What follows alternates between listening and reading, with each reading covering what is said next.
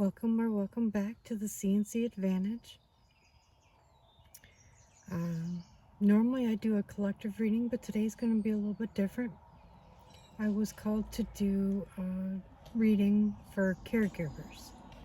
So anyone who's taking care of patients, anyone who's terminally ill, a loved one, these are the messages that Spirit wants to give to you directly. So if it resonates, it resonates. I know this one's a little bit different, but I cut the deck right out of the gate, and it came up with the 9 of Wands. This is all about perseverance, and that you have everything you need to come through this on top. And you're so close, and you can see in the card how this person looks kind of worn down, beat up, just exhausted, and yet they're collecting all their wands going, we made it through another one. Another day. So, and that really does speak to the caregivers out there, because not all days are great, right?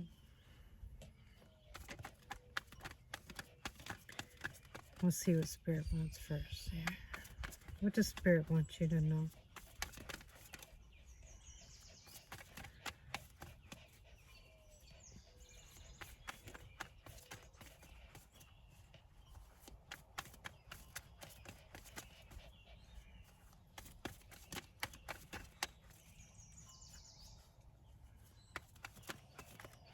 I was a caregiver, and my parents took ill. My mom had some minor illnesses at first, but when my stepdad took ill, things really changed my life forever. Spirit, he wants me to share my message. The Page of Pentacles and the Queen of Swords. He wants me to share my message of truth from a grounded place. Okay, we can do this.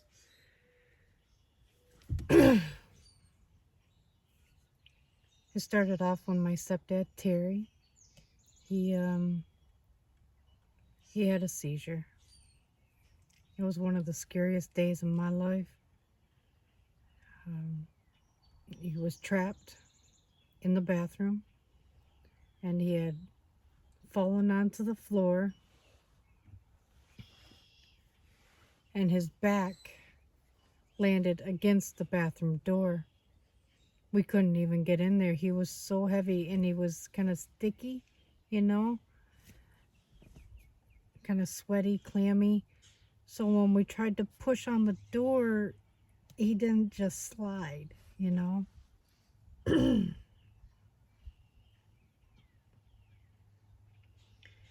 It turned out that his kidneys had started to fail, and he had already was born with a heart defect, and stuff like that. So years and years of pills and all the other things that he did to his body caught up to him. So he was officially in renal failure. We started going to Fresenius for his dialysis, and the hemodialysis was great, all except for it would clean you and drop you, clean you and drop you. So it was really hard on his body, hard on his heart, just everything. And they're like, there is another way. We could teach me, how to do home dialysis. But there's some things that you would need to change about your home. And, it was like a 6-week training class that I took. And they're like, it's going to be a lot easier on his body. You're going to put these bags in his tummy, and then you're going to measure how much you get out. That way you can tell that you're getting all the toxins out of his body in a nice, consistent manner. And we would do this 2-3 times a day. Right?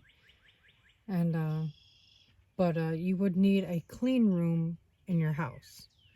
That means no dogs, no cats, no smoking, nothing more than a hospital bed, the chair, and a TV for him while he went through his transfusion, kind of thing. And him and I, that's it. That's the supplies. So over those 6 weeks, we totally gutted the middle bedroom in our house. We had 3 bedrooms. And my husband and I at that time got it all ready to go. And it worked out really nice. But there were days where he was so tired and so exhausted. And he went from, like a 200-pound guy. And by the time, after months and months and months of doing this, he dwindled down to like a medium-sized boy's clothes. It really depleted him in more ways than just one. And there were days where I'd walk by and I'm like, all right, Terry, it's time to do your dialysis. And he'd just be laying in bed and he's like, I don't want to do it. I don't want to do it. And I went to a professional and asked him, what can I do to better motivate him? Because there's days that I tell him, hey, we got to get this going, and he just doesn't want to move. And he's like, you got to find another way of saying it. And a lot of people who are terminally ill, they feel this loss of control of their lives.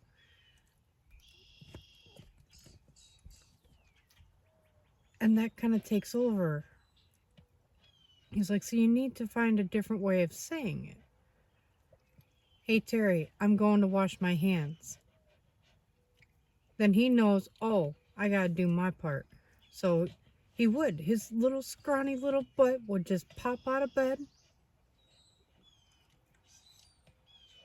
And he'd get his ass in his chair like he's supposed to. But if I walked in there and says, hey, it's time for dialysis, it was like I was giving an order instead of being helpful. Does that make sense? So, hey, I'm going to do my part. And he's like, oh, I know what I got to do then. So it gave him a sense of control just by saying it differently. Do you see what I'm saying? And that worked a lot better. But seeking help on how to do it, and it seems like such a small thing, right? But it really did help. So it's kind of like school, you go to school to learn how to do things and how to maneuver life better. It's the same thing when you seek help from others, from priests, from psychiatrists, from social workers, friends, people who have been there, other nurses, on how to motivate people when they're feeling their worst. To motivate people when they feel their best can be challenging. All right? We all know that. But when they feel like they just don't even want to get up anymore, how do you motivate that person? That's what Spirit wants you to know, that there is another way. So to give them even the smallest little shred of control over their lives can go a whole long, long ways.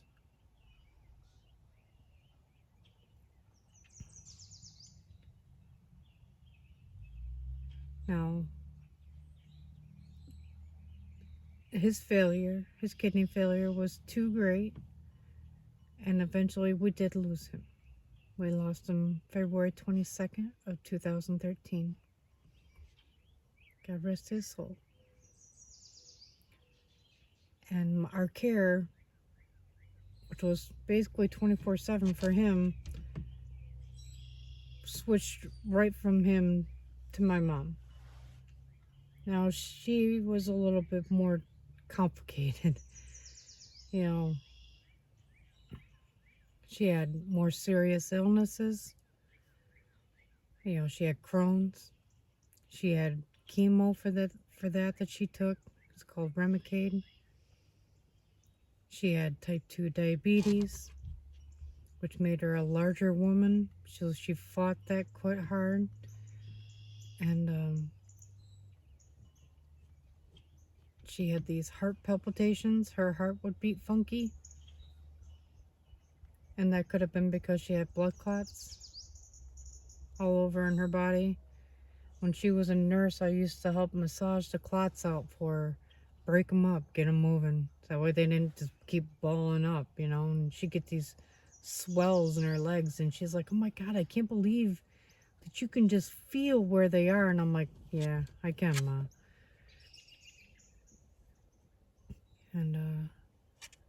And the worst one,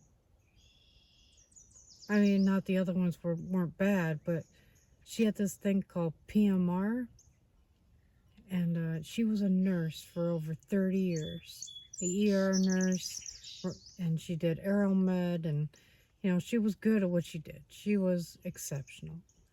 She loved to take care of people. But one day, there was this 8 or 10-year-old little girl, just a little girl, not a big one or anything, just a little one. And she went to roll off the gurney at the hospital. And my mom went to catch her, and her arms wouldn't work. That's what PMR does.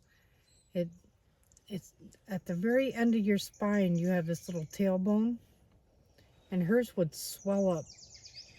And when it did that, she lost the function of her arms and eventually her legs, which made her incapable of taking care of others. That really bothered her, right? But she couldn't drive. You know, there were times when she'd be walking along and one leg would just give out. Boom, there she go, gone, you know.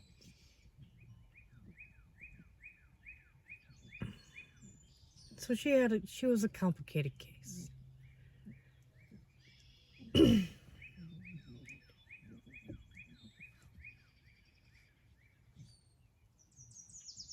To motivate Mom was more challenging. Mom felt better when she had more control over everything. When Mother doesn't, right? But it started to expand into unhealthy areas. Let's just say that. And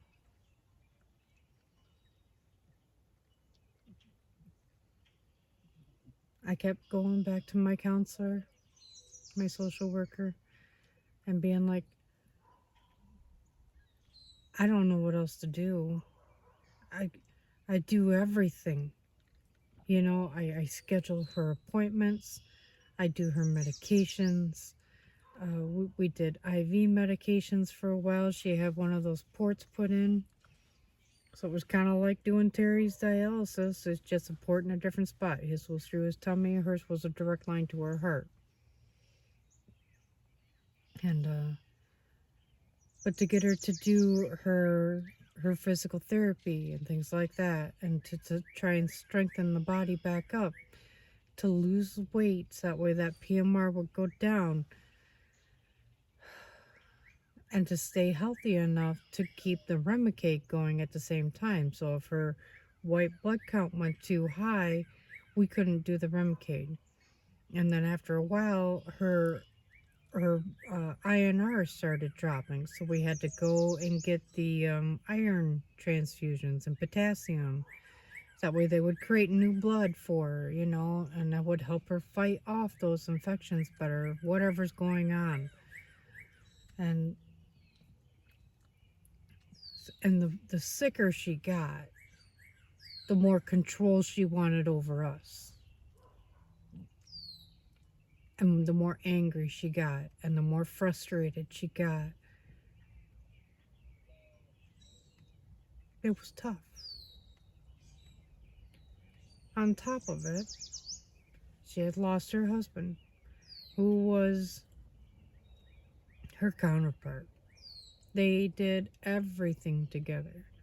They fished together, they played together, they fought together, movies and this and that. I mean, they were just completely inseparable, especially at the end, because they were just two busted old bodies that still wanted to love one another. Now here I am, right, as a caregiver and your daughter, and I still have my husband. And we're living in the home with her 24/7. And I felt guilty just for having my husband. So him and I were like, it's awkward, right? It is. It was awkward. So we wouldn't hold hands. We wouldn't kiss. We wouldn't do the romantic little gestures that a lot of us take for granted. And we just keep doing everything. The gardening, the housework, the doctor's appointments, all the shopping, keeping the medications, keeping her wounds clean. It's just, everything. Making sure the bills were paid, making sure the dinners were ready to go. Just everything. Taking her out and about so that way she doesn't become a total hermit. That way she'd still be a part of life. She was embarrassed to be seen out in public because she'd have to use her wheelchair because her legs really just weren't working right. She hated that. Another loss of control in her life. So it got to the point where you could be winding up an electrical cord, just going around your arm. No big deal, right? And she's like, "You're not doing it right," you couldn't drive in the right lane. It was everything. She tried to control every little thing until there was nothing left of you anymore. It was all what mom wanted. And you would just, okay, mom, no problem, just to keep her happy. Just so she had a sense of control in her life. It was a little thing. I'll give you this little thing, no big deal.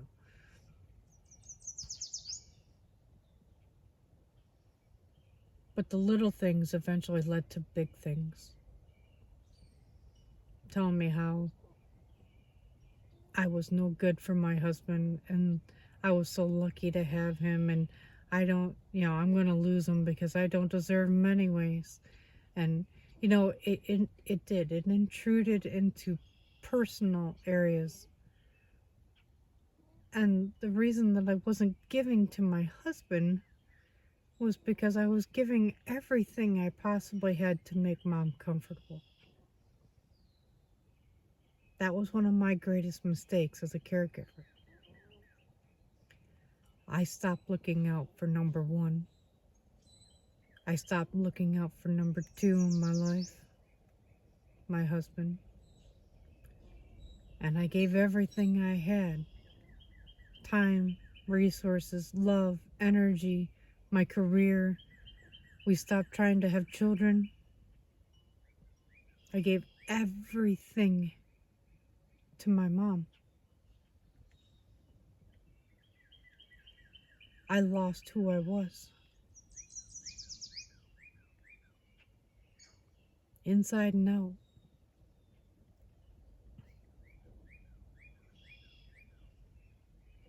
That was my greatest mistake.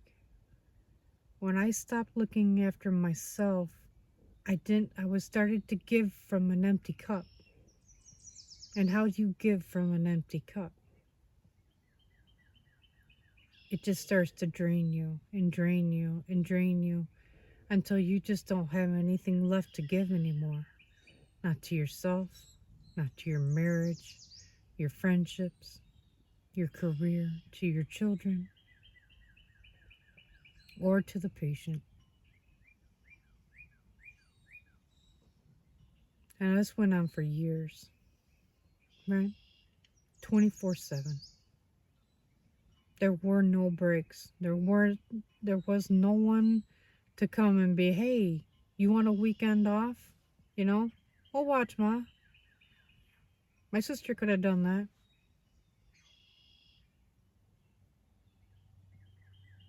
There were times when Mom became suicidal. And I would call her and I wouldn't be like, hey, Mom's ready to off herself. I didn't do that. Like, Mom's feeling a little down. Is there any way that the grandkids could call and redirect her energy for a bit? Motivate her to want to do something for them. So Mom would start making costumes and this and that for Halloween, or start making things for the grandkids and stuff, and that gave her a sense of purpose, a sense of control. It brought her joy, a joy that I couldn't bring to her anymore. And I tell you what, that really helped.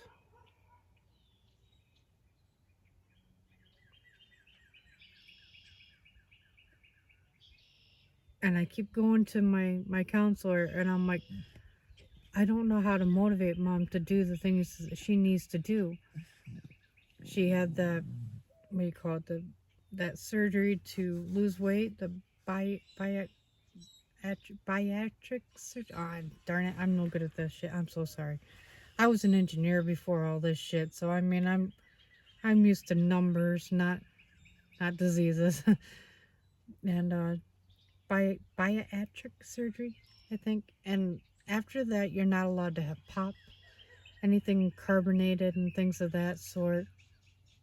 And she's been drinking Diet Coke like it's going out of style. And then my sister gets her hooked on these monsters. Oh God, that was the worst thing for Mom. Mom had a heart condition already. You shouldn't even be on those if you have a heart condition. And she would drink anywhere from 5 to 10 of those a day. And she would literally just become a monster. I wish I was kidding.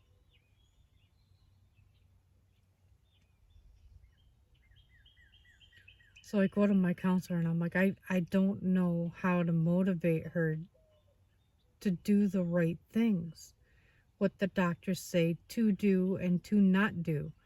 And then I sit there in these doctor's appointments while she sits there and bold-faced lies to them.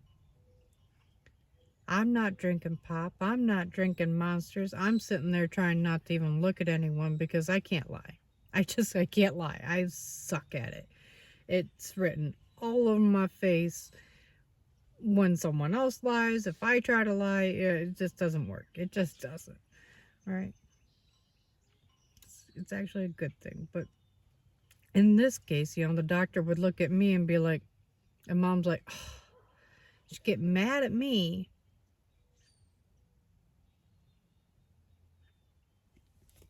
because she wanted to hide it from her doctor.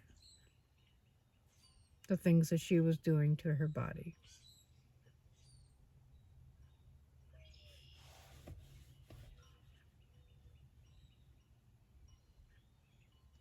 And she got very mad.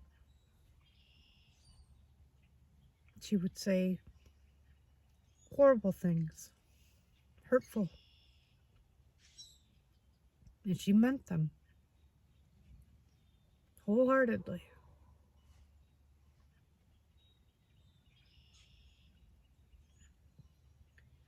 So I keep going back to my counselor, asking him, how can I better motivate her? How can I help better? How can I be more for Mom? She's miserable. And she won't stop taking it out on me.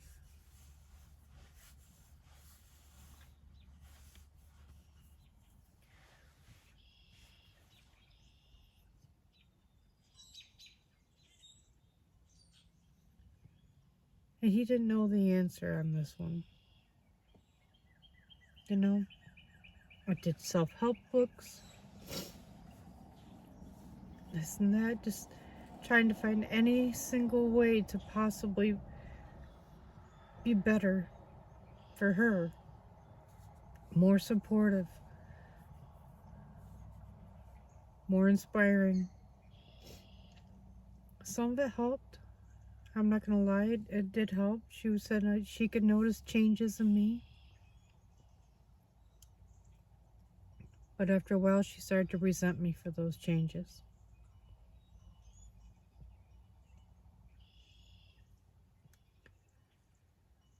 And the answer was,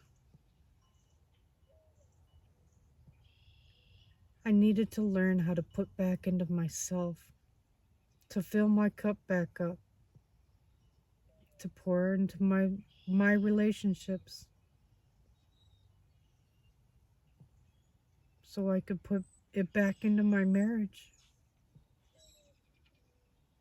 back into my joy. And then I would be better to take care of her. So if I would have ate better, exercised more, still did things that made me happy, go fishing, go walking, go play pool, spend some time with my friends. I totally lost touch with a lot of them.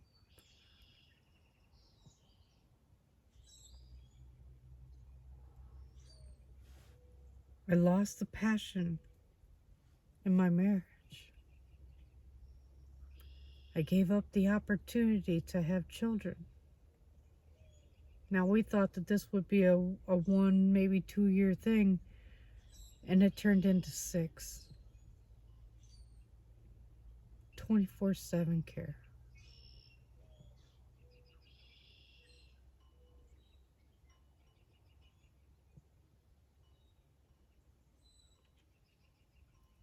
Now, at some point, I don't know if it was dementia or what, but there were significant changes in Mom. She was not herself. She was not the helpful person that I had always known. I always kind of looked at her like she was some type of angel, right?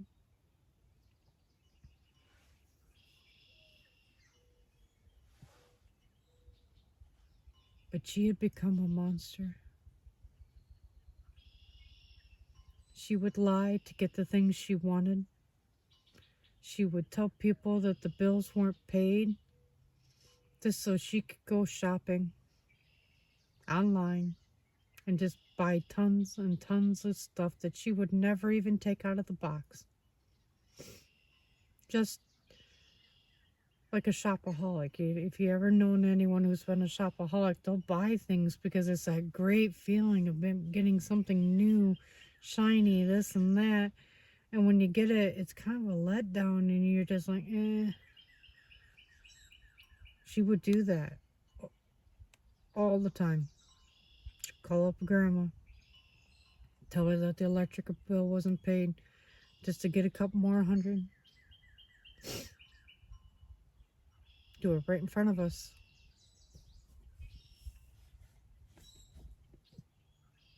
And we sit there and listen to her lie to our loved ones.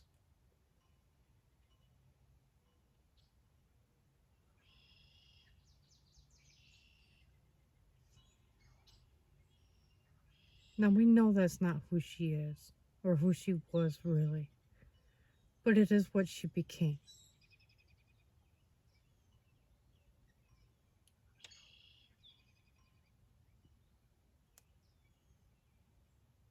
I I still don't know if I could have fixed that. God knows I tried to make her happy, comfortable, to want for nothing.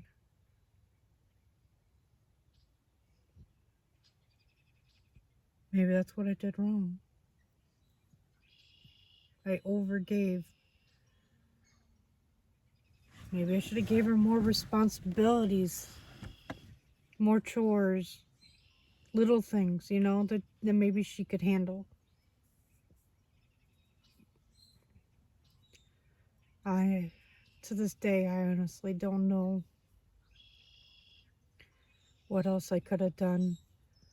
But if I would have gave to myself more, I would have been better capable to take care of her all the way around.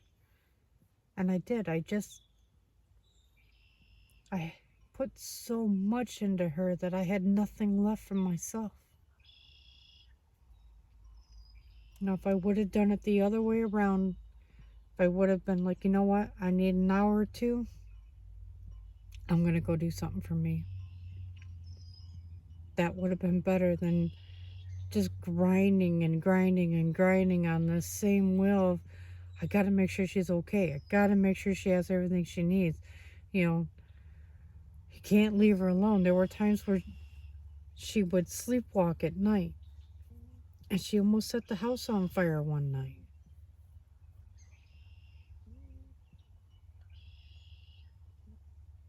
You sleep lighter. You you do everything different. You know, Grandma Rose stopped by one time, and Chris and I hadn't done anything together in months. I mean, it's been a long time. And we're like, oh, there's company. We should go. Let's go do something. You want to go do something? I'm like, yeah. So we went to the movies. And we shut our phones off during the movies like you're supposed to, and I just muted mine, just in case something would happen with Ma. And we got out and we ran to Myers to grab a few groceries on the way home. And Grandma Rose called us and yelled at us for an hour and a half straight because we didn't take Mom. Now, this is a woman who goes to Florida every year and leaves. She started coming around less and less and less. Cousins stopped coming around. Katrina stopped coming around. The sicker she got, the less people came around. The less help there was.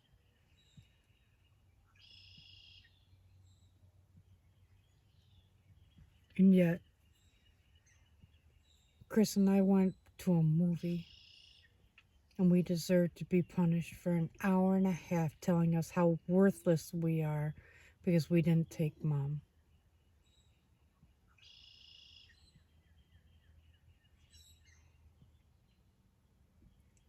That's when you start to realize that you live in a glass house.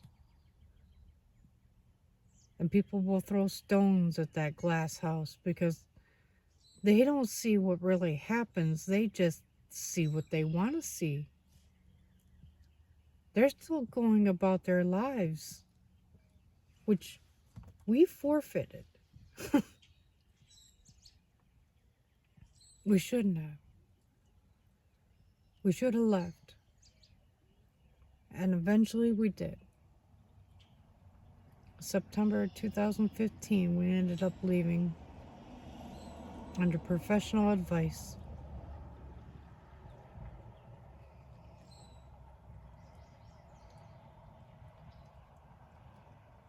My husband was allergic to cats, and she just kept bringing more and more and more of them in. And we must have had, 6 or 7 cats or some shit. And Chris's face and his eyes are swelling shut.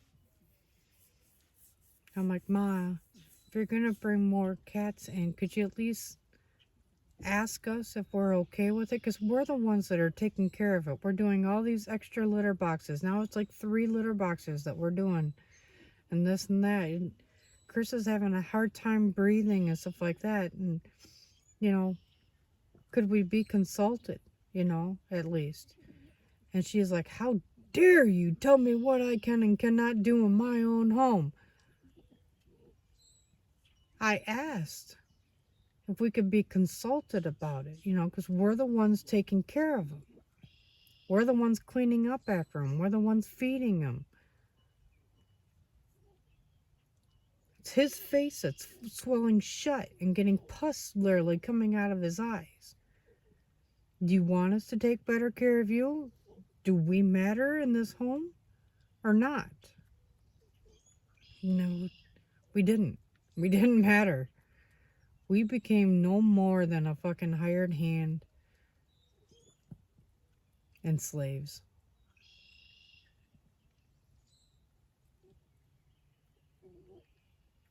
And it's our fault for letting it happen. For letting it get that far. It's my fault.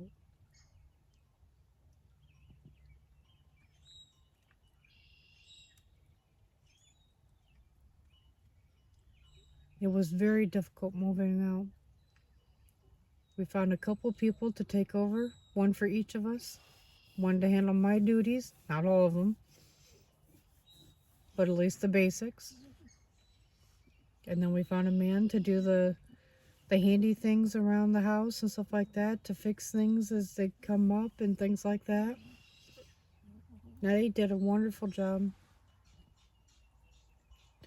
If anything important came up, of course, we were right there. We had hospital trips, major doctor's appointments, surgeries, we were right there for those still. But we were to keep our distance a little bit more and allow the new caregivers to take over. And every other weekend, we would go out there and spend time with her like we normally did. Get her out of the house, do whatever she wanted to do. And that was very difficult. I went back to engineering.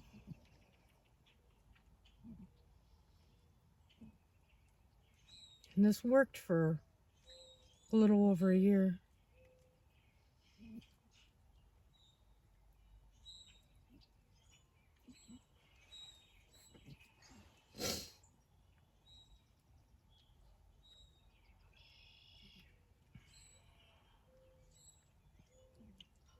We'd go out there and she's like, they've been sweeping dirt underneath the rug and they just leave it there.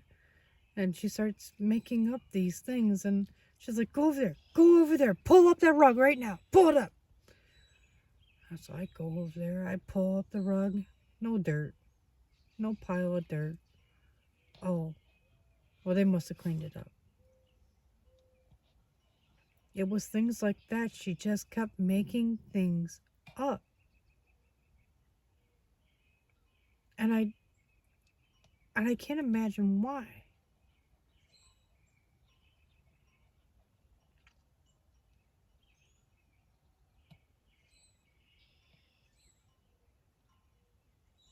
I still don't fully understand that one. What happens to people when they really, really get sick? I mean, chronically ill for years on end. What really happens to their mind, to their heart, to their morals,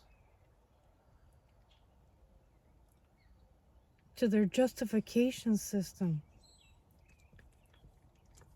How they make sense of these things in their mind. And they're not real at all.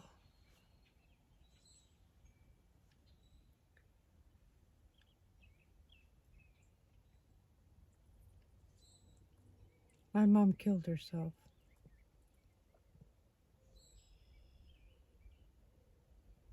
Eventually. I remember one time before that, she had duct taped a knife to the dining room table, and she had one of those electronic chairs, and she ran that chair into that knife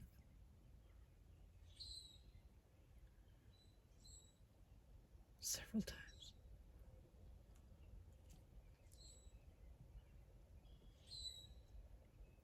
And I get to the hospital, and I look at her leg, and it's filleted like a frickin' fish. And I'm like, Ma, what happened? And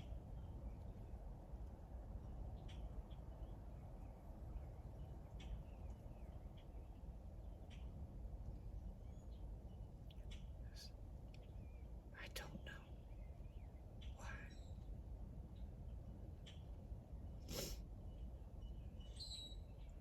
Now, I've cleaned up blood before, right? Piss, shit, everything, you know? Plenty of things. But this was different.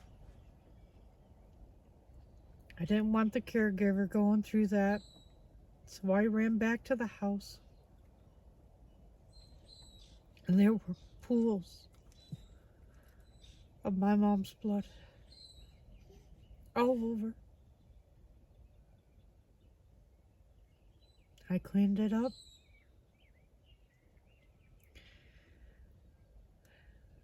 Which really got to me. And when I think I'm all done, I'm like, oh, thank God. And I move her chair, her electronic chair, and there's another pool of blood underneath that. And I just fell apart.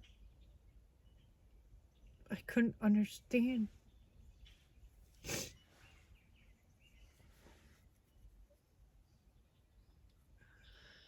What happens to patients when they're sick for so long? How can we better help them? Now, we all know that you could put them in nursing homes and this and that, but is that really a step up or is that a step down?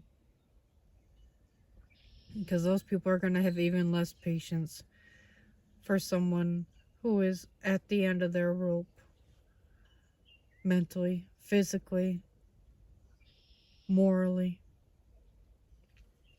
And then those people are going to have even less patience for people like Mom. Sorry to say that, but it's true.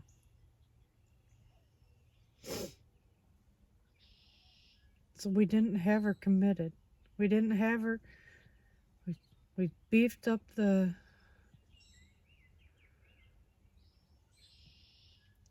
hours.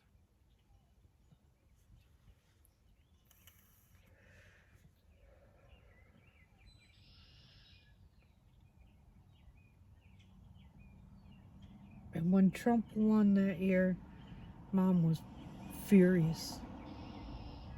Furious. Wasn't speaking to me for a few weeks. When she died, we weren't speaking. And she had called my sister, allegedly, right? And told her that she was going to stop taking all her medications a week in advance. And my sister never called me to tell me. She just let her do it.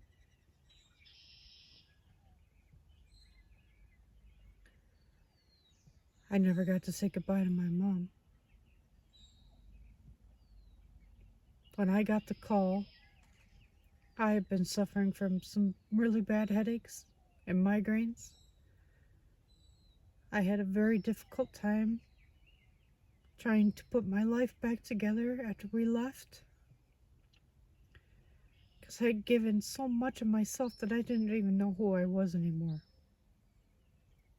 So when I tried to go back to some type of normalcy, it wasn't the same.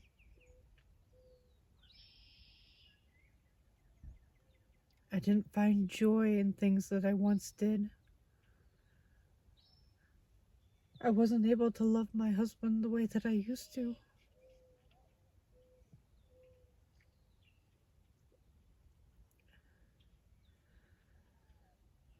And the day that they called me, I was in the free clinic getting a migraine shot. I still remember the exact chair I was sitting in.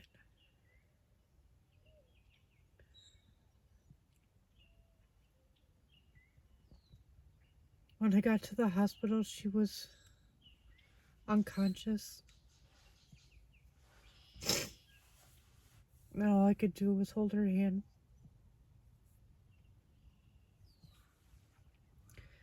She had already signed a DNR to do not resuscitate. So there wasn't much the doctors could do. So at some point, they disconnected her from the machines. They kept track of heart and respiratory and all that. And they moved her upstairs to a private room to die.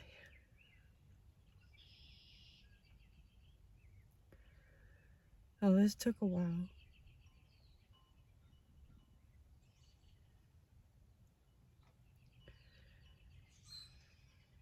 So they took away the machines, and I didn't know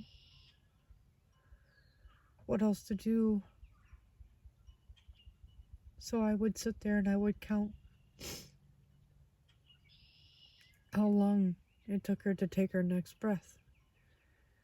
And you could kind of see how it was getting longer and longer and longer in between each breath. And Katrina's like, "What are you doing over there?" And I told her, and she's like, "Oh." And she started doing it too. And if you've ever watched someone die, they take like this last gasp, and their face kind of, right?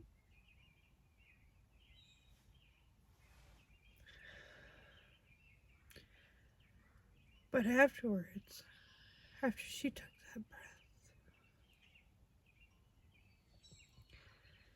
it was almost like she was smiling a little, like just a little permagrin, like she was finally at peace.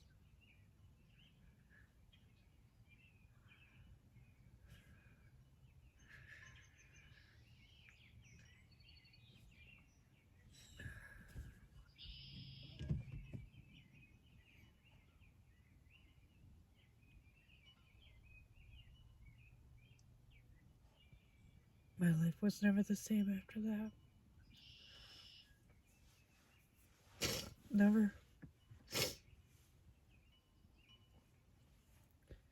The next morning, I looked at myself in the mirror, and I'm like, this is what I look like with no parents. It's crazy how just these little things pop into your head that you wouldn't normally think, you know?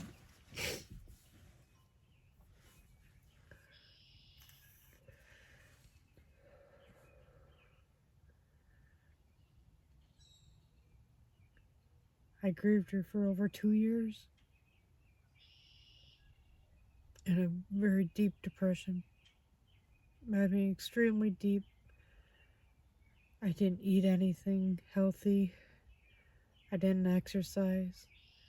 I didn't want to shoot pool anymore. I didn't want to hang out with my friends. It didn't work. I lost my job. The headaches got worse. I smoked more and more and more.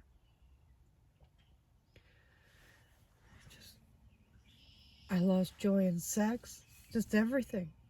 Nothing made me happy anymore.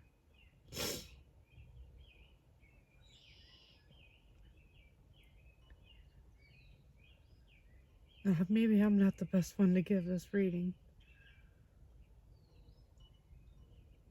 but I'm giving it to you straight.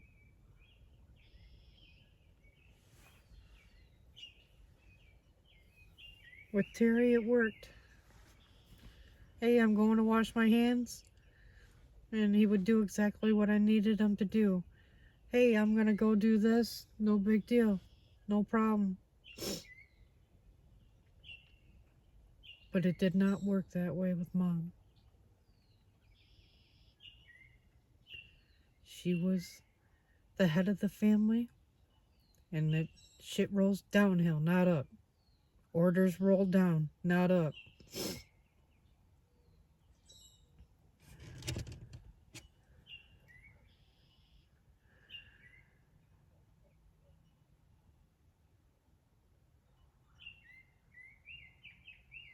And I still kept up with my counseling, my social worker.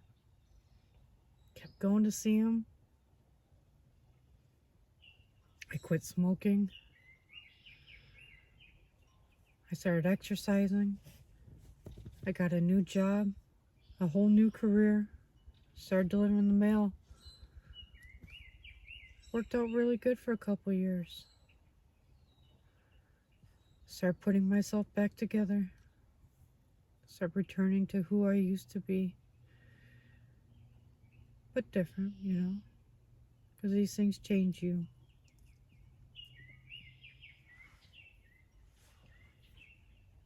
It's taken me a long time to be able to even talk about Mom. It took me over a couple years just to remember anything good about her anymore. All that would come back is how she was treated us day in, day out. Not us, just me, really. And Chris was perfect, and I was rotten. And I was told how rotten I was every day. With every single thing I did. That kind of programming sticks with you.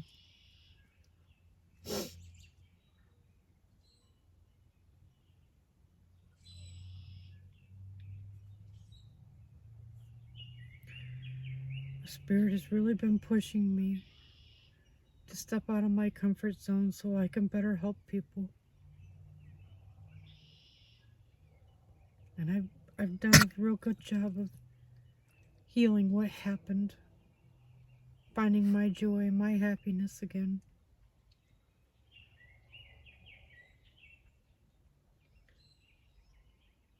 And eventually I did leave my husband because we weren't able to get the passion back. We're really good friends, like brother and sister, people who work really, really well together, but there was no real passion left in our lives. We didn't even want to have sex, go out and do things together. None of it.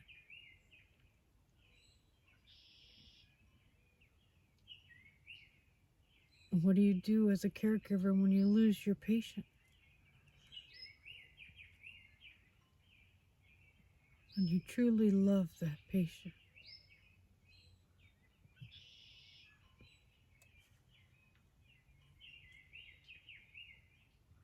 You need to learn to refill your cup yourself. To forgive them for the things they did and said. To truly forgive them and to realize that those things weren't true. Sure, I'm not perfect. I'm not even fucking close. But I did try. I tried my absolute best every single day. I read books, I took counseling, and I showed up which is more than I can say for the rest of my family. I did what felt right.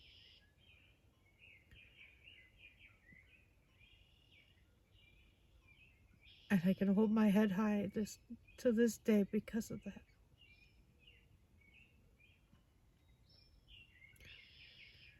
But yes, I could have been better.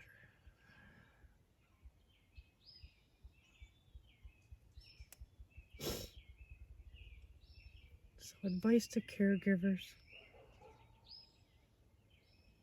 don't forget about you. You are the number one patient.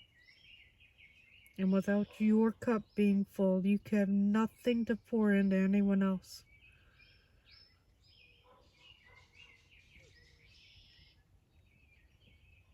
That is the best advice I can give.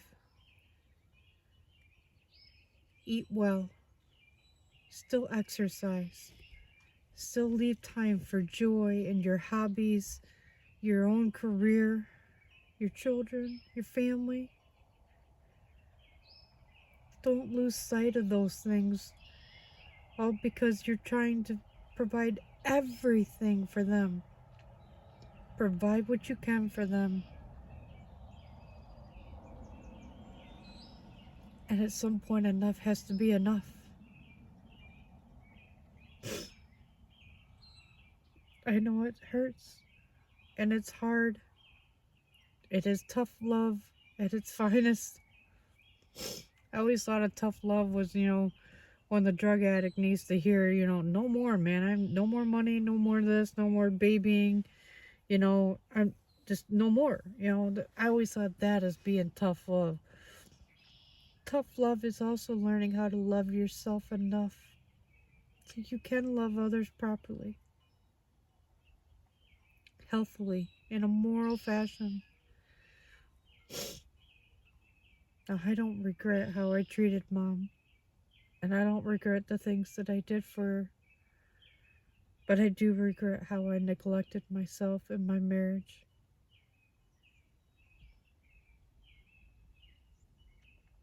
And maybe by sharing all this, you can avoid losing your family too. You can avoid losing yourself.